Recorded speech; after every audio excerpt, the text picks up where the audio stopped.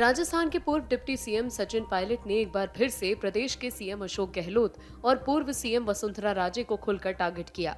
Pilot ने गहलोत वसुंधरा में गठजोड़ और मिलीभगत के सवाल खड़े करते हुए दोनों को जमकर आड़े हाथों लिया। सचिन पायलट ने कहा कि पिछली बीजेपी सरकार पर भ्रष्टाचार और घोटालों के आरोप लगाकर कांग्रेस सत्ता में आई है। पायलट बोले कि गहलोत के साथ मैंने और सभी कांग्रेस नेताओं ने पिछली बीजेपी सरकार पर भ्रष्टाचार और घोटालों के आरोप लगाते हुए जनता से वादा किया था कि हमारी कांग्रेस सरकार आएगी तो पूरी जांच करवाई जाएगी और आरोपियों को बख्शा नहीं जाएगा। लेकिन आज दुख की बात है कि करीब 4.5 साल का समय बीत गया कांग्रेस को सत्ता में आए हुए, अब तक कोई भी जांच नहीं करवाई गई। पायलट ने आगे कहा कि पिछली वसुंधरा सरकार के घोटालों और भ्रष्टाचार की जांच के लिए ज्योतिबा फूले जयंती के उपलक्ष्य में मैं 11 अप्रैल को अपनी ही कांग्रेस सरकार के खिलाफ जयपुर के शहीद स्मारक पर एक दिन का धरना और अनशन दूंगा। पायलट ने आगे कहा कि पिछली वसुंधरा सरकार के भ्रष्टाचार और घोटालों की जांच की मेरी मांग है, क्योंकि 6 महीने बाद प्रदेश में विधानसभा चुनाव होने हैं। पायलट ने कहा कि ये एक दिन का अनशन रहेगा। मैंने प्रशासन को इसके लिए सूचित कर दिया है। मैंने सीएम को चिट्ठियां लिखी, लेकिन कोई कार्रवाई नहीं हुई। जनता में मैसेज देना जरूरी है कि कांग्रेस और बीजेपी में मिलीभगत नहीं है। पायलट बोले कि मैंने कांग्रेस आलाकमान को जो सुझाव दिए, राहुल गांधी को सुझाव दिए, उनमें से ये भी एक था। पायलट सुबह 11 बजे से अनशन पर बैठेंगे।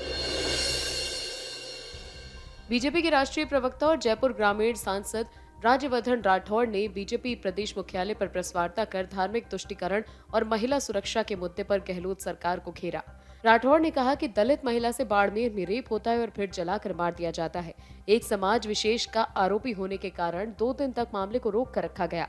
एफआईआर कार्रवाई और गिरफ्तारी 2 दिन तक नहीं की गई। बीजेपी मांग करती है कि बाड़मेर में रेप और एसिड से जलाकर मार दिए जाने वाली महिला के परिवारजनों को आर्थिक मुआवजा और सरकारी नौकरी दी जाए। राठौड़ ने आगे कहा कि कांग्रेस सरकार अपने आकाओं और राहुल गांधी के पोस्टर लगाने में व्यस्त है। राजस्थान के मुख्यमंत्री उनके साथ सीएम कोर्ट जाने में व्यस्त हैं। सीएम गहलोत बार बार राहुल गांधी और कांग्रेस के आंदोलनों में हिस्सा लेने दिल्ली जाते हैं, लेकिन राजस्थान में पीड़ित महिलाओं से मिलने का समय उनके पास नहीं है। राजस्थान में कांग्रेस वोट बैंक के खातिर तुष्टीकरण कर रही है, क्योंकि चंद वोट कांग्रेस को वहीं से मिलते हैं। तो वहीं आपको बता दें कि बीजेपी विधायक अनीता भदेल ने कहा कि राजस्थान में हर दिन 17 दुष्कर्म होते हैं। प्रियंका गांधी का लड़की हूँ लड़ सकती हूँ का नारा कहाँ गया? वो एक बार भी राजस्थान आकर किसी पीड़ित महिला से नहीं मिली। सरकार के संसदीय मंत्री कहते हैं कि राजस्थान मर्दों का प्रदेश है, इसीलिए यहाँ रेप ज्यादा होते हैं। कांग्रेस तुष्टीकरण की राजनीति कर रही है, जो अब नहीं चलेगी। बाड़मेर दुष्कर्म हत्या मामले में चल रहे हंगामे के बीच राष्ट्रीय महिला आयोग ने भी संज्ञान ले लिया है। इस मामले में राष्ट्रीय महिला आयोग की अध्यक्षा रेखा शर्मा ने पुलिस महानिदेशक यानी डीजीपी राजस्थान को पत्र लिखा है।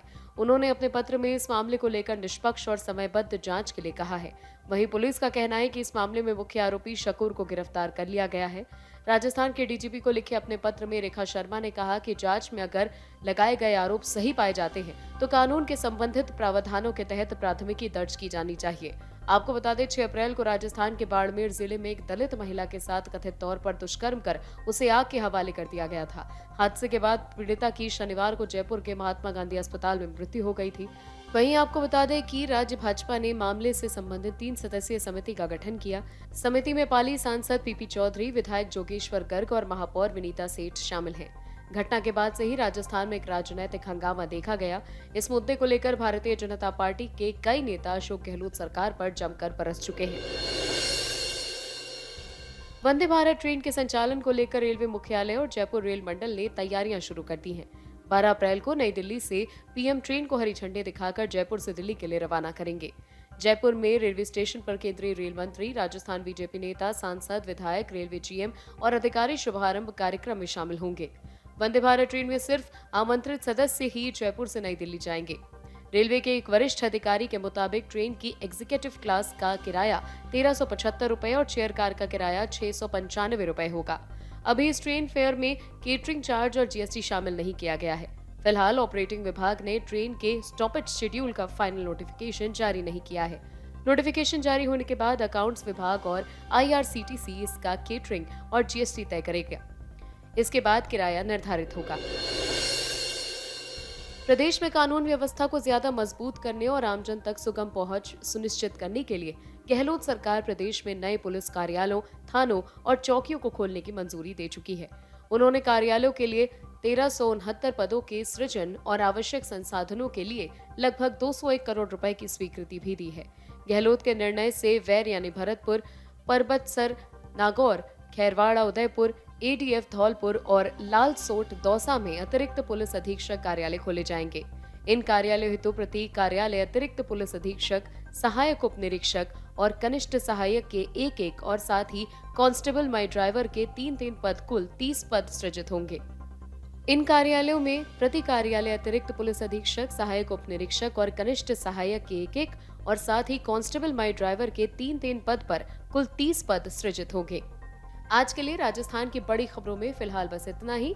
इसी तरह की और खबरों के लिए बने रहिए अमर उजाला राजस्थान के साथ। डाउनलोड करें अमर उजाला ऐप और पाएं खबरें लगातार।